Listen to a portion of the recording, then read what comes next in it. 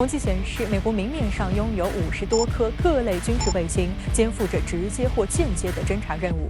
在这些卫星当中，索眼光学侦察卫星和长曲棍球雷达侦察卫星被称为在空中傲视群雄的天眼。长曲棍球有着显著外观特征，拥有一双翼展达到50米的大翅膀。这双对称的帆板是太阳能电池板，可实现能量的自给自足。在侦察方面，它携载有多功能合成孔径雷达，通过发射微波侦测目标，可以不受气候和环境影响进行电子拍照侦察。即使在晚上，它也能像猫头鹰一样具有夜视能力。据报道，长曲棍球有标准、宽扫、星扫3种工作模式，分辨率分别为1米、3米、0.3米，可实现对重点区域动目标的定期跟踪和动向监视。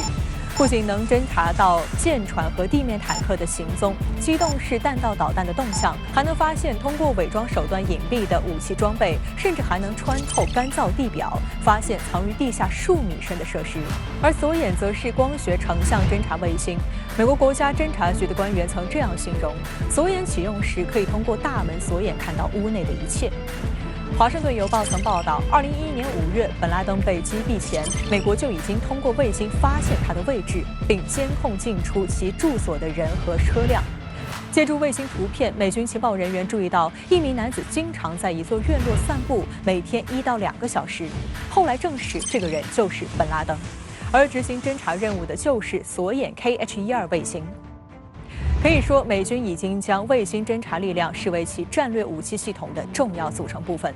在海湾战争、科索沃战争、阿富汗战争、伊拉克战争等局部战争中发挥了很大的作用。值得注意的是，美军这些卫星平时也没闲着，凭借侦察面积大、范围广、速度快、不受地理条件限制的特点，不间断地对他国进行侦察。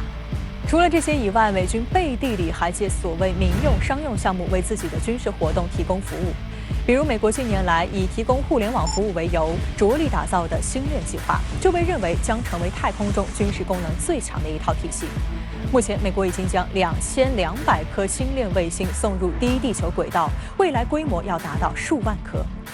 星链卫星可不只是民用，提高偏远地区的通信能力，而是带有很强的军用性。例如，在俄乌冲突爆发之后，美国就迅速向乌克兰提供了大量星链卫星接收设备，帮助乌军提高战场通信能力。美国的商业光学卫星同样在为军事服务。不久前，谷歌地图就公开了卫星拍摄的大量俄军重要军事基地、科研机构的高精度照片，分辨率达0.5米。谷歌此前还言之凿凿，自己只是一家民营企业，所有服务仅用于商业目的。在这种情况下，你还信吗？这充分说明，美军在发展太空侦察、监视以及军事通信等能力方面已经无所不用其极，却倒打一耙拿中国说事，用心极为险恶。